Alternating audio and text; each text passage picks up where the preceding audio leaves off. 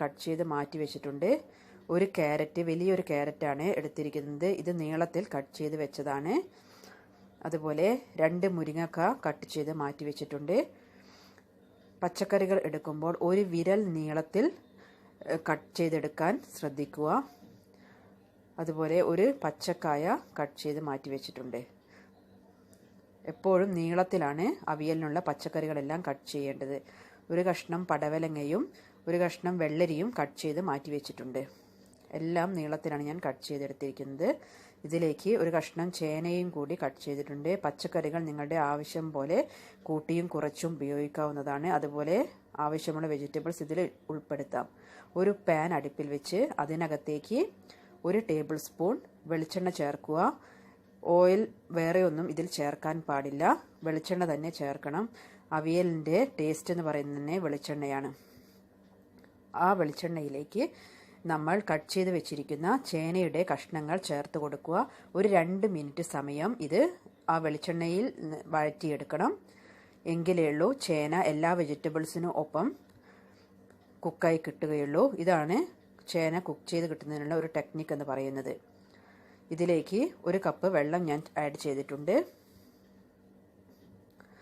ഇനി ബാക്കിയുള്ള വെജിറ്റബിൾസ് ഓരോന്നായി ഇതിനകത്തേക്ക് ചേർത്ത് കൊടുക്കാം.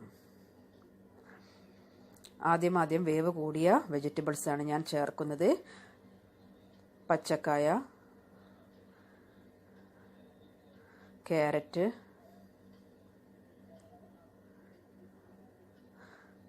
അങ്ങനെ കഷ്ണങ്ങൾ അരിഞ്ഞു വെച്ചിരിക്കുന്നത് ഓരോന്നോരോന്നായി ചേർക്കുന്നുണ്ട്. എല്ലാം കൂടി ഒന്നിച്ച് നമുക്ക് ചേർത്ത് കൊടുക്കാവുന്നതാണ്. അതുപോലെ തന്നെ വെജിറ്റബിൾസ് ഇതിൽ കൂടുതൽ നിങ്ങൾക്ക് ഉൾപ്പെടുത്തുകയും ചെയ്യാം. എല്ലാ സ്ഥലത്തും എല്ലാ വെജിറ്റബിൾസും ഒരേപോലെ ആയിരിക്കണമെന്നില്ല ചേർക്കുന്നത്.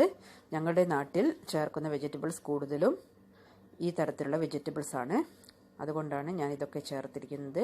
അവസാനം മുരിങ്ങക്കായും ചേർത്ത് ഒന്നിച്ച് ചേർക്കുക. ഇതിലേക്ക് ആവശ്യത്തിനുള്ള ഉപ്പ് ചേർത്ത് കൊടുക്കുക.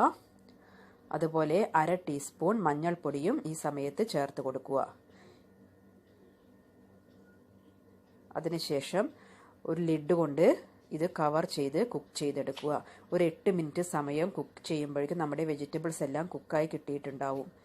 ആ സമയം കൊണ്ട് നമുക്ക് മിക്സിയുടെ ഒരു ജാർ എടുത്ത് അതിനകത്തേക്ക് 1 കപ്പ് ഗ്രേറ്റ് ചെയ്ത കോക്കനട്ട് ചേർക്കുക.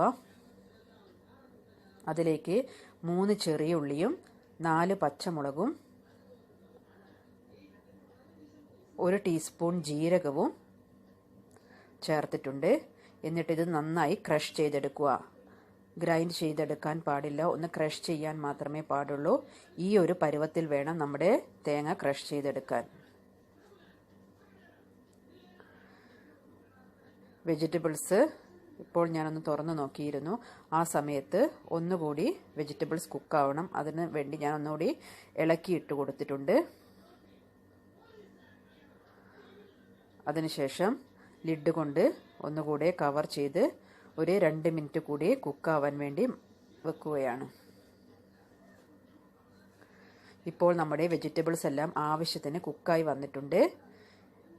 ഇനി നമ്മൾക്ക് ക്രഷ് ചെയ്ത് വെച്ചിരിക്കുന്ന തേങ്ങ ഇതിനകത്തേക്ക് ചേർത്ത് കൊടുക്കാം.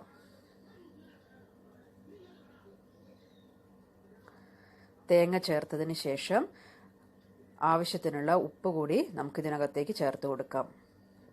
ഒരു സ്പാറ്റുല യൂസ് ചെയ്ത് ഒന്ന് നന്നായി അമർത്തി കൊടുക്കുക. അതിനുശേഷം ഒരു 2 മിനിറ്റ് കൂടി ഇത് കുക്ക് ചെയ്തെടുക്കുക.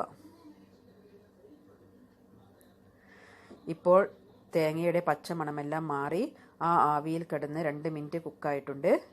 ഇനി ഇതൊന്ന് നന്നായി മിക്സ് ചെയ്ത് കൊടുക്കുക. തവ ഉപയോഗിച്ച് അധികം ഇളക്കാതെ ഇരിക്കുക. ഒന്ന് പാത്രം കുലുക്കി തന്നെ ഇളക്കി കൊടുക്കുക. കാരണം കുക്കായ വെജിറ്റബിൾസ് ഉടഞ്ഞു പോവാതിരിക്കാൻ വേണ്ടിയാണ് അധികം ഇളക്കേണ്ട ആവശ്യമില്ല എന്ന് പറഞ്ഞത്. ഇനി ഇതിലേക്ക് നമുക്ക് തൈര് ചേർത്ത് കൊടുക്കാം. 1/2 കപ്പ് പുളിയുള്ള തൈരാണ്. നന്ന പുളിയുള്ളതല്ല, അത്യാവശ്യം ഒരു ചെറിയ പുളിയുള്ള തൈരാണ് ഞാൻ ചേർത്ത് കൊടുത്തത്. ഇതിലേക്ക് ആവശ്യത്തിനുള്ള കറിവേപ്പില കൂടി ചേർത്ത് കൊടുക്കുക.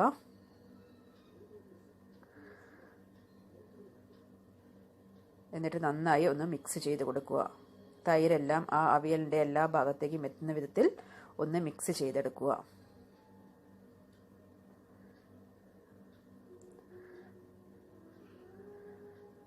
ഇതിലേക്ക് 2 ടേബിൾ സ്പൂൺ വെളിച്ചെണ്ണ കൂടി ചേർത്ത് കൊടുക്കുക. വെളിച്ചെണ്ണ ചൂടാക്കാതെ പച്ച വെളിച്ചെണ്ണ തന്നെയാണ് നമ്മൾ അവിയലിലേക്ക് ചേർക്കുക.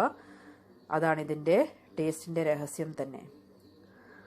ഇപ്പോൾ നിങ്ങൾക്ക് കണ്ടാലറിയാം ആ പച്ചക്കറികളെല്ലാം ആവശ്യത്തിന് വെന്ത് ഉടയാതെ നമുക്ക് അടിപൊളി അവിയൽ തയ്യാറായി കിട്ടിയിട്ടുണ്ട്. ഇത് നിങ്ങളെല്ലാവരും വീട്ടിൽ ട്രൈ ചെയ്ത് നോക്കുക. എല്ലാവരും ഇത് തീർച്ചയായും ഇഷ്ടപ്പെടും. നിങ്ങൾ ലൈക്ക് ചെയ്യുക, ഷെയർ ചെയ്യുക, സബ്സ്ക്രൈബ് ചെയ്യുക. താങ്ക്